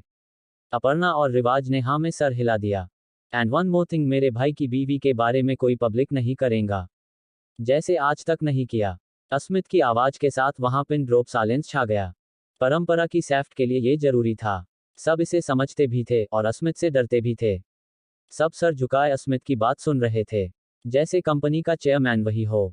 अस्मित अपनी सीट से उठा। रिवाज, आज से कंपनी ज्वाइन करो and Mrs Aryan, I hope you don't mind अगर आपका बेटा और आप हर एक फैसला साथ मिलकर लें। You don't worry mister Rathore, आपका पैसा आपको डबल ही मिलेगा। अपर्णा मुस्कुराते हुए बोली, जिसके बाद अस्मित वहां से चला गया। अपर्णा रिवाज से बोली, चलो मैं तुम्हें सीईओ ऑफिस दिखा दूं। रिवाज ने बेमन से सर हाँ में हिलाते हुए उठा। उसने वृद्धा की तरफ देखा जो फोन में बिजी थी। इसे कितनी बार कहा है, बाहर मेरी बीवी की तरह बिहेव कर, लेकिन नहीं, किसी को सुननी नहीं है मेरी। एक बेदिल भाई मिला है और एक कम अक्ल भाड़े की बीवी। वृद्धा चलें। रिवाज की इतनी प्यारी आवाज सुनकर वृद्धा अपनी जगह पर जम गई। उसने नजरें उठाकर देखा तो वह सब समझ गई। वह उठी तो रिवाज ने उसका हाथ पकड़ लिया और दोनों अपर्णा के पीछे पीछे चल दिए। बिल्डिंग के टॉप फ्लोर पर बड़ा सा प्लेग्राउंड जितना केबिन था। अपर्णा केबिन दिखाते हुए बोले, रिवाज ये आपका केबिन है और ये मेरा, इसके बीच पार्टीशन है जिससे ये केबिन दो हिस्सों में डिवाइड होता है। बुक सेल्फ के पीछे आपका सीक्रेट रूम है। और अपर्णा ने उसे एक एक चीज समझाने लगी, जिसे रिवाज ध्यान से सुन रहा था। उसे अपने भाई का नाम जो रोशन करना था। Garden house. Garden house Asmit के बड़े से विला का नाम था, जो रिवाज ने आज से 3 साल पहले उससे लड़ झगड़ कर रखा था। रिवाज ने इस घर का नाम ये रखने के लिए पूरे 6 घंटे कुछ नहीं खाया था, जिस वजह से अस्मित को मानना पड़ा। विला के बड़े से ऑटोमेटिक गेट ने अस्मित की कार को सेंस कर गेट खोला। विला के सामने एक बहुत ही खूबसूरत म्यूजिक शेप में फाउंटेन था, जिससे होते हुए अस्मित की कार घर के दरवाजे के पास जाकर रुकी। एक गार्ड ने आकर तुरंत दरवाजा खोला। अस्मित लंबे लंबे कदम भरते हुए सीढ़ियों से घर के बड़े से दरवाजे से गुजरते हुए होम में पहुंचा। घर बहुत ही मेहनत से सजाया गया था। होम में बड़ी बड़ी पेंटिंग, जिनमें ज्यादातर रिवाज की फोटोज और पेंटिंग थी। अस्मित के आते ही एक अजीब सा ठंडा ऑरा पूरे घर में फैल गया। घर में कोई नहीं था। अस्मित सीधा अपने कमरे में गया। उसका कमरा बहुत बड़ा था, जहां फर्नीचर काफी कम था। खिड़क के पास बड़ा सा king size bed black, grey and white colour से बना उसका कमरा काफी मिस्टीरियस वाइब्स दे रहा था। वहां का बड़ा सा ब्लैक कलर का सोफा था, जिससे एक लड़की को बांधा गया था। उसे देखकर अस्मित का चेहरा और भी डरावना हो गया। किसी के जूते की आवाज से वहां बधी लड़की ने अपना सर उठाया। सामने अस्मित को खड़ा देखकर कार्तिका को उसमें एक खूंखार भेड़िए की छवि दिखी, जो अपने शिकार को देखकर मुस्कुरा रहा हो। अस्मित, तुमने ये सब किया? कार्तिका डरते हुए बोली। अस्मित अपना कोट उतारते हुए जाकर उसी सोफे पर बैठकर अपनी भारी आवाज में बोला, तो तुम्हारे और भी आशिक है क्या, जिन्हें तुमने मारा हो? मुझे जाने दो यहां से। किस खुशी में मेरी जान ली है तुमने? ऑलमोस्ट मर ही गया था मैं, लेकिन मरे तो नहीं ना। जिंदा हो वैसे भी मैंने नहीं, तुम्हारे भाई ने तुम्हें मारा था। जाकर उससे लड़ो, मेरे पीछे क्यों पड़े हो? अस्मित उसके चेहरा अपने हाथों में कसकर पकड़ते हुए बोला, तुम्हें पता है ना मुझे ऊंची आवाज में बात करने वाले लोग कितने नापसंद है। फिर उसे धक्का देकर, वैसे तुमने मुझे शादी के दूसरे दिन ही मारने का प्लान बना लिया था, तो हमारी सुहागरात तो हुई नहीं, क्यों ना तुम्हारी ये ख्वाहिश भी पूरी की जाए। कार्तिका का शरीर ठंडे पसीने से भीग गया। उसे याद थी अपनी पिछली बार की हालत। परंपरा ने उसका काफी इलाज किया था, तब जाकर वह कहीं ठीक हुई थी। उसकी आंखों में डर देखकर अस्मित के दिल को सुकून मिला। अस्मित वॉशरूम में जाकर सावर लेकर टॉवल में बाहर आया। उसने देखा सोफे से बंधी रस्सी खुली हुई है और कार्तिका वहां नहीं है। अस्मित की आंखें छोटी हो गई। Bear bear where are you? Bear, Asmit चिल्लाते हुए अपने हाथ में पकड़ा टॉवल बेड पर फेंकते हुए बोला। Yes yes Asmit. छोटा सा रोबोटिक बेयर जिसे कार्तिका खराब कर चुकी थी वह आया। कार्तिका कहाँ है? बियर ने अपनी आंखों से उसे प्रोजेक्ट की तरह पूरा घर दिखाया, जहां कार्तिका कहीं नहीं थी। वो घर से बाहर नहीं जा सकती। ढूंढो उसे, 5 मिनट में मुझे वो मेरे बेड पर चाहिए। अस्मित, यू जस्ट रिलैक्स, वरना तुम्हारी तबीयत खराब हो जाएगी। बियर तुमसे जो कहा है वो करो, अस्मित गुस्से से बोला। बियर कमरे से चला गया। उसके जाने के बाद अस्मित गुस्से में सिगरेट का पैकेट निकालकर बालकनी में चला गया। 2 साल से जल रहा हूं, इतनी आसानी से जाने नहीं दूंगा मैं तुम्हें, अस्मित सिगरेट के कस लेते हुए बोला। चनाइन। अस्मित गुस्से में कार्तिका को ढूंढ रहा था। 2 साल का गुस्सा, नफरत अभी जिंदा था, जो कम होने के बजाय इस हद तक बढ़ गया था कि अब कार्तिका के भागने पर अस्मित पूरी दुनिया राख कर सकता था। वहीं अस्मित के लग्जूरियस रूम में लाइट्स ऑफ होने पर एक सर बेड के नीचे से निकलकर बाहर आया। उसने चारों तरफ देखा। कमरे में किसी के ना होने का पक्का कर कार्तिका बेड के नीचे से बाहर आई। वह 2 कदम चली ही थी कि उसे चक्कर आने लगे। अचानक अपने कंधे पर उसे कुछ गर्म महसूस हुआ। उसका पूरा शरीर डर से कांप गया। एक सेकंड में उसके माथे पर पसीने की बूंदें आ गई थी।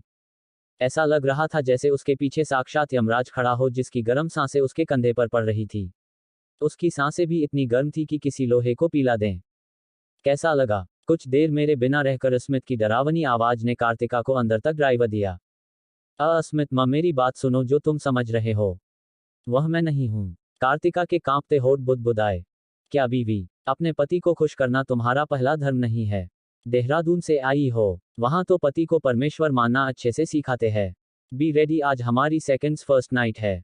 अस्मित कार्तिका को एक झटके से अपनी तरफ घुमाकर उसकी पतली जख्मी कमर पर अपने हाथ फेरते हुए बोला। कार्तिका की कमर, जिस पर पहले से ही खून निकल रहा था, अब दर्द और बढ़ गया था। अपने होठ काटते हुए वह बोली, अस्मित मैं बता रही हूं, इसके लिए तुम्हें जीने लायक नहीं छोड़ूंगी मैं। कहते कहते उसने महसूस किया कि वहां कुछ अजीब है। उसका गला सूख रहा था। उसका ध्यान बार बार अस्मित के हाथों पर जा रहा था जो उसकी कमर पर हरकत कर रहे थे। कार्तिका उसे खुद से दूर धकेलते हुए बोली, तुमने जरूर कुछ किया है। मैं तुम्हारी तरफ अट्रैक्ट कभी नहीं हो सकती, मरते दम तक नहीं। अस्मित उसकी कमर को कसकर पकड़ अपने शरीर से बिल्कुल चिपकाते हुए बोला, तो वही करो, फिर मरो या। कार्तिका उसे जोर से धक्का देते हुए बोली, मारूंगी तुम्हें। अस्मित एक तीखी मुस्कुराहट लिए जाकर बेड पर बैठ गया। उसने 2 बार ताली बजाई, जिससे उस अंधेरे रूम में ढेर सारी कैंडल्स खुद ब खुद जलने लगी। उस हल्की रोशनी में अस्मित ने कार्तिका को देखा, जिसकी कमर के पास उसकी शर्ट का आधा हिस्सा खून से लाला हो चुका था। पसीने से उसका चेहरा सोने की तरह चमक रहा था। वहीं कार्तिका के पैर लड़खड़ाने लगे थे। दीवार का सहारा लेते हुए उसने वहां से जाने की सोची। दरवाजा तक पहुंचकर उसने दरवाजा खोलना चाहा, जो बाहर से लॉक था। उसने जल्दी से दूसरे दरवाजा को खोलने की कोशिश की तो वह भी लॉक था। कार्तिका ने परेशान नजरों से बेड पर बैठ उस आदमी को देखा, जिसे देखकर कार्तिका की सांसें थम गई। बेड पर अस्मित अपनी शर्ट उतारकर लैपटॉप लिए बैठा था। उसकी टाइट मसल्स, गोरा स्किन, एब्स, आंखों में बसने वाले फेशियल फीचर्स, जहन में उतरती उसकी वह हरी आंखें, सब किसी ख्वाब की तरह लग रहा था। कार्तिका अपने सर पर जोर से 2 बार हाथ मारते हुए अपना ध्यान भटकाने की कोशिश करने लगी। अचानक उसे महसूस हुआ जैसे उसके होठों के ऊपर कुछ हो। उसने अंगुलियों से छुआ तो वहां खून था, जिसे देखकर कार्तिका की आंखें फटी की फटी रह गई। उसकी नाक से खून निकल रहा था। उसने नजर उठाकर देखा तो उसकी आंखें उन हरी मुस्कुराती आंखों से जा मिली जो उसे ही देख रही थी। अस्मित जानबूझकर काफी सेड्यूसिंग तरीके से अपनी पतली अंगुलियों को अपने शरीर पर फिरा रहा था, जैसे उसे भरोसा हो कार्तिका उसके पास जरूरत आएगी, वह भी खुद अपनी मर्जी से। कार्तिका गुस्से से अपनी नजरें फेरते हुए किसी तरह वहां से जाने का रास्ता ढूंढने लगी। उसे अस्मित की हैंडसमनेस पर इतना भरोसा हो गया कि वह उसे सिर्फ अपनी बॉडी से ही अट्रैक्ट कर लेगा। आखिरकार कार्तिका की मेहनत रंग लाई। बालकनी का ग्लास डोर खुली थी। वह जल्दी से बालकनी में गई और खुद को वहां लॉक कर लिया। ग्लास की दीवार से पीठ लगाकर लंबी लंबी सांसें लेने लगी। उसे अपने अंदर हो रहे बदलाव महसूस हो रहे थे। उसका शरीर गर्म होने के साथ साथ लाला भी हो रहा था। किस्मत से वहां बारिश शुरू हो गई। कार्तिका तुरंत बारिश में चली गई। वहीं अंदर बैठा अस्मित तीखी नजरों से कार्तिका को देख रहा था। वह जानता था कार्तिका जिंदा रहना चाहती है तो उसे उसके पास आना ही होगा, नहीं तो वह मर जाएगी। अस्मित को उसे इस तरह तड़पते देख सुकून मिल रहा था, जो वह कब से ढूंढ रहा था। इस लड़की के चक्कर में उसे नींद ना आने की बीमारी हो गई थी। फिलहाल तो अस्मित ने अपना लैपटॉप साइड रखा और बेड पर एक सेक्सी पोस्चर बनाकर लेट गया। ऐसा लग रहा था रूम की लाइट का फोकस भी अस्मित ने ले लिया हो। वहीं बाहर भीगती कार्तिका का सर अब फटने लगा था। उसे समझ नहीं आ रहा था अब उसे क्या करना चाहिए। उसके महसूस हो रहा था जैसे उसके पेट से नीचे के हिस्से की नसें कुछ देर में फट जाएंगी। वही दर्द अब उसे अपने पूरे शरीर में महसूस होने लगा। ऐसा लग रहा था जैसे कुछ था जिसने उसकी शारीरिक संबंध बनाने की भावनाएं काफी हद तक बढ़ा दी थी। ना चाहते हुए भी उसकी आंखें अस्मित की तरफ घूम रही थी। उसका चमकता शरीर कार्तिका को बहुत ज्यादा अट्रैक्ट कर रहा था। ना नहीं कोको, ये सब उसने ही किया है। तू ना नहीं देखेगी उसे कोको, तू जानती है अगर तूने कुछ नहीं किया तो तू मर जाएगी। 2 साल से तूने किया भी तो कुछ नहीं है। ना ही अपने कातिल को ढूंढ पाई है, ना ही कुछ और कर पाई है। कार्तिका खुद में परेशान थी। वह अस्मित के पास ना जाने की हर एक वजह खुद को दे रही थी, लेकिन उसके पास जाने की वजह उसकी ज्यादा थी। अस्मित अंदर लेटा जरूर था, लेकिन उसका पूरा ध्यान कार्तिका पर था। वह उसे अपने सामने झुकाना चाहता था, जो शायद धीरे धीरे नाकाम हो रहा था। तभी अस्मित को फील हुआ जैसे उसके करीब कोई आ रहा हो। अचानक एक ठंडा एहसास उसके चारों तरफ घूमने लगा। अस्मित ने अपनी आंखें खोली। सामने कार्तिका की काली खूबसूरत आंखें थी, जो उसे मदहोशी से देख रही थी। तुमने कुछ किया है यहाँ? कार्तिका लड़खड़ाती जुबान से बोली। अस्मित की तीखी नजरें मुस्कुराने लगी, उसके होठ एक एव स्माइल के साथ मुड़े। उसने कार्तिका की पतली, जख्मी कमर को अपने आगोश में ले लिया। वह जानता था उसे क्या करने हैं, लेकिन ये काम उसके लिए मुश्किल होने वाला था। उसने आज से पहले किसी लड़की को सिड्यूस नहीं किया था। उसे जरूरत ही नहीं पड़ी थी। अस्मित ने कार्तिका के शरीर को खुद से बिल्कुल चिपका लिया।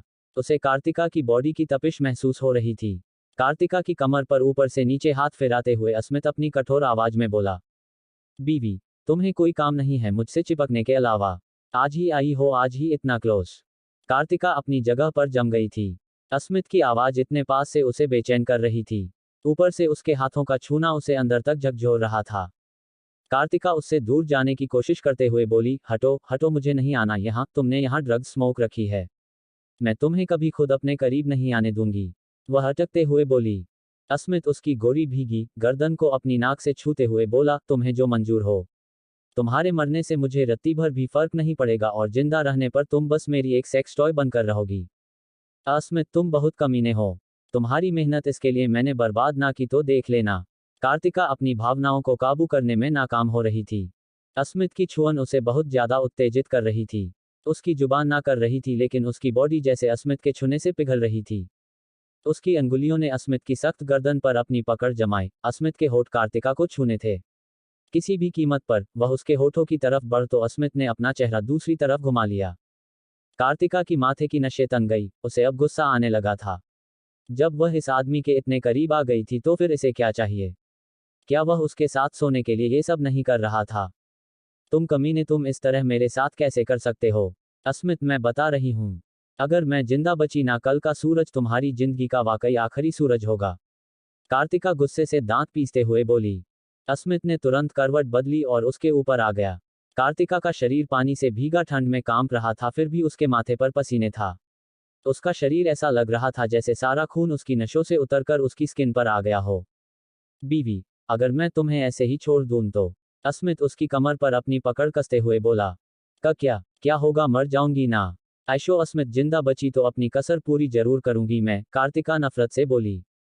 अस्मित ने उसकी गर्दन पर अपने होठ रख दिए। कार्तिका का रहा सहा सब्र भी टूट गया।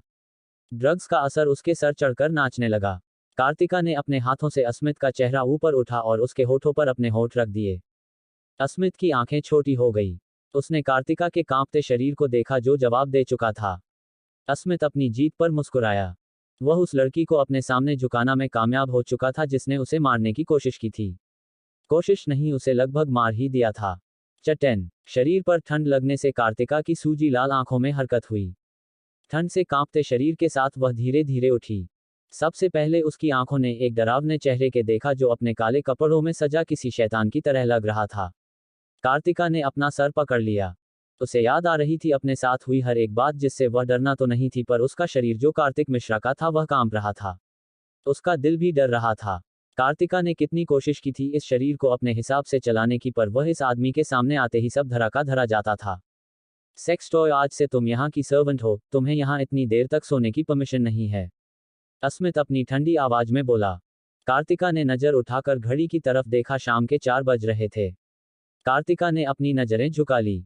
अस्मित उसके सामने बैठा उसे घूर रहा था। उसकी नजरों की तपिश किसी को भी जलाने के लिए काफी थी। कार्तिका खुद को ढकने की कोशिश कर रही थी। वह पूरी ब्लैंकेट के अंदर थी, फिर भी उसे लग रहा था जैसे अस्मित उसे देख सकता है। उठो, यहाँ से मेरा कमरा है। तुम जाकर सर्वेंट रूम में रहोगी आज से, बल्कि अभी से तुम यहाँ के सभी काम करोगी। एवरीथिंग, अस्मित गुस्से से शांत आवाज में बोला। उसे कार्तिका को अपने सामने देखकर ही गुस्सा आ रहा था। ऊपर से उसे इस बात का गुस्सा भी था कि वह कल क्यों कार्तिका के साथ सोया, जबकि वह उसे बस यहाँ मुताबिक से भी बदतर जिंदगी देने के लिए लाया था। उठो, अस्मित चिल्लाया, जिससे कार्तिका बिस्तर सा गिरते गिरते बची। उसने खुद को ब्लैंकेट से कवर किया और जल्दी से बिस्तर से उठी कि हल्की चीख के साथ वापस बेड पर गिर गई। अस्मित गुस्से से बोला, निकलो यहां से।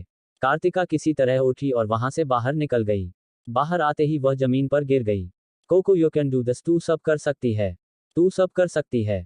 कार्तिका दीवार के सहारे उठकर हो में आई। कॉरिडोर से होते वह उस बड़े से घर के पिछले हिस्से में गई जहां सर्वेंट्स रूम का बोर्ड लगा था।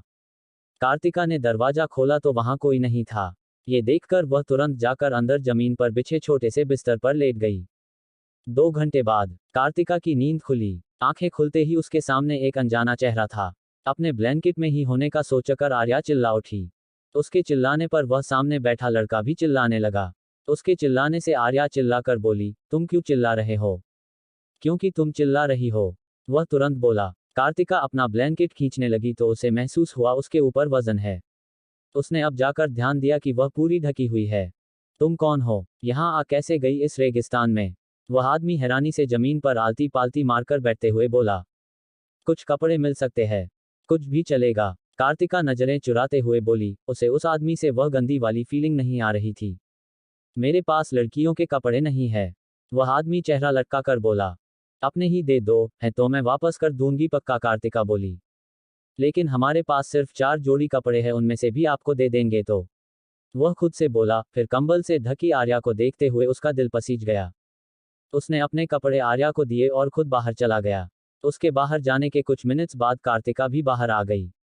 उसने नीले रंग का एक ढीली कुर्ता पहना था जिसके साथ सफेद पेंट। उन दोनों की हाइट में बस 2 इंच का फर्क था, जिससे कपड़े ज्यादा बड़े तो नहीं पर कार्तिका के ढीले जरूर हो रहे थे। अब परिचय हो जाए थोड़ा बहुत, वह लड़का कार्तिका को घूरते हुए बोला।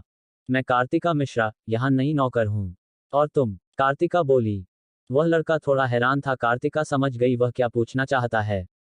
वो कहे ना, हम जो काम करते हैं अच्छे से करते हैं। अब नौकरी करते हैं तो है भाई नौकर, इसमें शर्माने वाली क्या बात? कार्तिका की आवाज थकी थकी थी पर अब वह पहले से ठीक थी। उसे नहाना भी था, लेकिन उससे ज्यादा जरूरी अभी उसके लिए बहुत कुछ था। तुम मेरे कमरे में ऐसे क्यों सोई थी? हम जानते तो है पर सुनना चाहते हैं, क्या हम सही है? वह शकी नजरों से उसे घूरते हुए बोला। वो हम जब रास्ते में जा रहे थे तो कुछ गुंडे पड़ गए। उन्होंने हमारे कपड़े फाड़ दिए। वह आदमी आ गया और हमें यहाँ ले आया। उसने ही हमें वह कंबल दिया था। कार्तिका ने किसी तरह नाक मुंह सिकोड़ते हुए अस्मित की तारीफ की, जिसे सुनकर सामने खड़ा लड़का जैसे सदमे में चला गया था। मालिक ने मदद की, वह भी किसी लड़की की नहीं, यह नहीं हो सकता। आप मजाक कर रही हैं ना? हम यहाँ अपनी इतनी बड़ी समस्या आपको बता रहे हैं और आपको ये सब जानना है। आपने एक बार यह नहीं पूछा कि कार्तिका जी क्या आप ठीक है? उन बदतमीजों को मारकर क्यों नहीं? कहते कहते कार्तिका उसका ध्यान भटकाने के लिए रोने का नाटक करने लगी। अरे अरे, हम तो मजाक कर रहे थे। वह क्या है ना, मालिक को लड़कियां पसंद नहीं है। हम सोचे तुम। कहते कहते वह चुप हो गया। रखेल, कार्तिका बिना किसी इमोशन के बोली। नहीं नहीं, तुम तो पिटवाओगी, हम बीवी कह रहे थे। वह जल्दी से बोला। कार्तिका एक प्यारी मुस्कान लिए बोली, तुम बिल्कुल अपूर्व की तरह हो। वह भी ऐसा ही है, शरीफ लफंगा। हम लफंगे नहीं है। तुमने अभी तक अपना नाम नहीं बताया। श्यामा। श्यामा नाम है हमारा। तो श्यामा, यहाँ से भागने में मदद कर सकते हो। श्यामा श्यामा, किसी के चिल्लाने की आवाज आई, जिससे श्यामा वहां से भागते हुए बोला, बाद में बात करते हैं। कार्तिका ने उस जगह को देखा। अस्मित राठौर, तुम्हें मैं छोड़ने वाली नहीं हूं। पहले तो मुझे अपने इस शरीर पर कंट्रोल करना होगा। कैसे अस्मित को देखते ही मेरी हड्डी तक कांपने लगती है। क्या पता उसके पास रहने से मैं कुछ ठीक हो पाऊं। 2 साल से हर डॉक्टर के पास गई, हर साइंटिस्ट से बात की, पुनर्जन्म जैसा ना कही था ना कुछ भी, लेकिन ग्रंथों में इसका जिक्र है। एक आत्मा का दूसरे शरीर में जाना। आह। कार्तिका को महसूस हुआ जैसे उसे कोई देख रहा हो, इसलिए वह चुप हो गई। कार्तिका, तू जिंदा बची है तो इसे बर्बाद मत होने दे। तुझे अभी भी वह इंसान नहीं मिला है। तुझे मारा क्यों गया था, किसने किया था, सब जानना है तुझे। अपने मन में सोचते हुए कार्तिका को अचानक धक्का लगा और वह एक चीख के साथ नीचे गिरती चली गई। इसका अगला एपिसोड सुनने के लिए वीडियो को लाइक और पीके नॉवल स्टोरी को सब्सक्राइब करना ना भूले।